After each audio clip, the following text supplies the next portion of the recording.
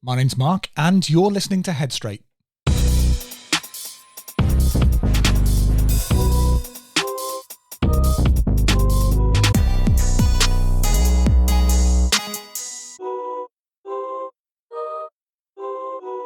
Hello you lot and welcome back. Nice to see you on the first episode of season 2.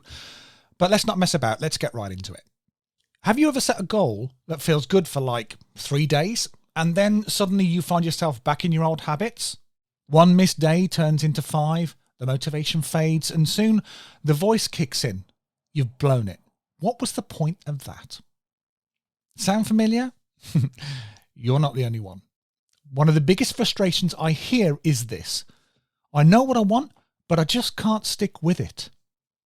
Now, if you were here for season 1, you'll know that we didn't pull punches.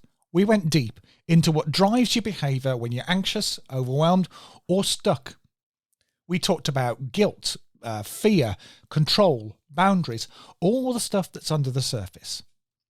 Now, that was about understanding yourself. This season, it's about moving forwards, from awareness to action. And there's no better place to start than here with goals. Now, last season helped you to spot the deeper patterns, like how self-doubt doesn't just show up in your thoughts, it hijacks your choices. We also took a look at how unspoken guilt can keep you in people-pleasing, how fear can push you into freezing or shutting down, how playing small can often feel safer than taking up space. And now, in season 2, we're going to shift gears. You've got that awareness. Now it's about building the tools to act in spite of it.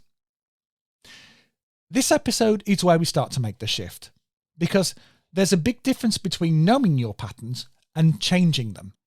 But here's the first myth I want to break for you. You don't have a motivation problem. So let's clear this up right now. Motivation, it's that exciting, giddy, I'm going to change my life energy. It's loud, it's fast, and it just doesn't last. Your brain isn't built for motivation, it's built for survival. That means safety, routines, predictability. So when you try to make a change, your brain isn't saying, "Boy, that's a bad idea." It's saying, "That feels unfamiliar. This might be risky." And then it'll do whatever it can to pull you back into the comfort zone, even if that zone is low-key self-destructive. This is why you feel excited at first, then exhausted. You're not lazy, you're not broken. You're trying to act differently with a brain wired to keep you the same.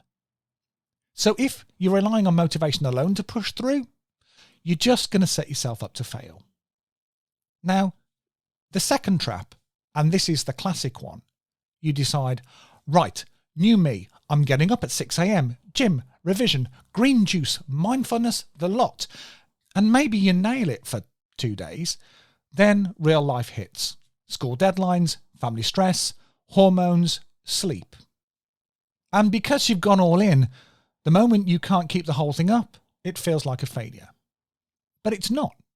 It's not that you're weak. It's that you didn't build it to last. You didn't build in the messy middle. The tired days, the low days, the I can't be bothered days. And this is where we link back to season 1, episode 2, where we unpacked how your emotional state influences your actions. When your brain's stressed or overwhelmed, it doesn't want goals, it wants escape. And if your goal is too rigid, too unrealistic, too much all at once, you'll escape from that too.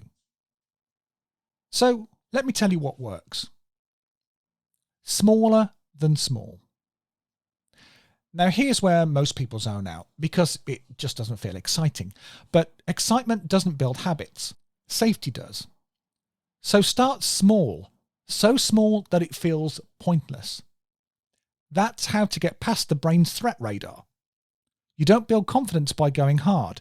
You build it by keeping promises to yourself, even the tiny ones.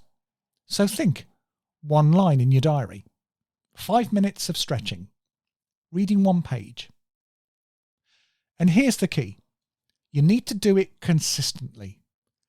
Consistency teaches your brain that it's safe to try, that you don't need to go into shutdown or panic to survive change.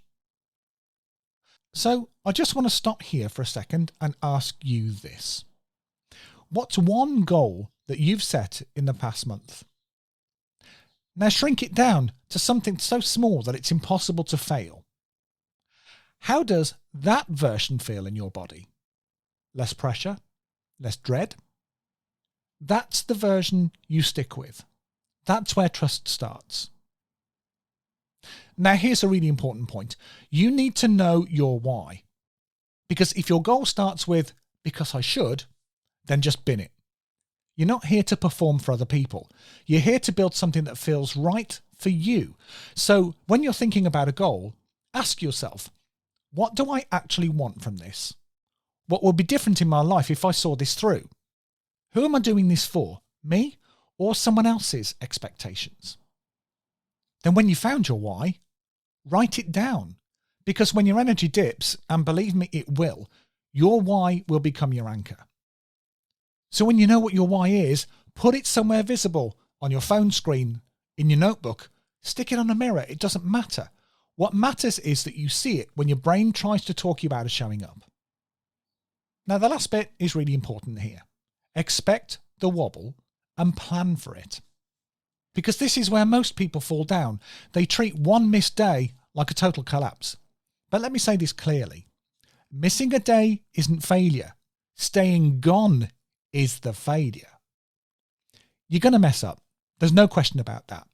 The only question is, how do you respond when you do? And the people who keep going, they don't rely on willpower. They rely on systems, on self-compassion, and they plan for the reset. But what does a reset actually mean? I hear you say. Right, let me tell you. It's the moment you draw a line under the wobble and choose to keep going, without punishment, without starting from scratch, and without waiting for next Monday. It might mean doing a scaled back version of your goal just to show up again. It might mean reminding yourself one day off doesn't cancel progress. It might be sending a text to someone to say, do you know what? I'm jumping back in.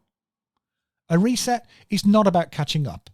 It's about re-engaging, even gently, so that your brain learns I can fail and still continue.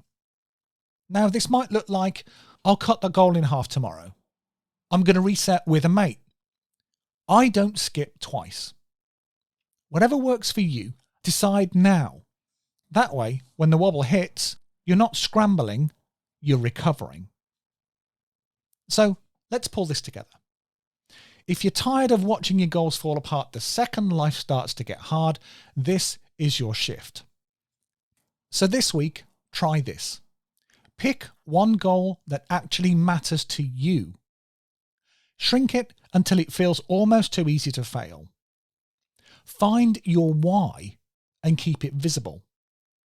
And set a bounce back rule, one that feels doable even when things go sideways. And if you want a written version of this, grab the cheat sheet. The link is in the description to this episode. It's quick, grounded, and there to help you reset when motivation walks away. So I just want you to ask yourself this question now. What would change for you if your goal wasn't to be perfect, but to keep going no matter what? Now, I also want you to do something else. If you know someone who could benefit from this episode of the podcast, then don't keep it to yourself. I want you to share it with them. You never know what that one message might shift, and we'll be properly grateful every time you do that. So what are we doing next week? We're going to be talking fear, how it shows up wearing masks like perfectionism, avoidance, the not yet voice, and how to spot it before it talks you down. Because fear might not go away, but it doesn't have to run the show. Now, if you're interested in that, come back next week and we'll see you then.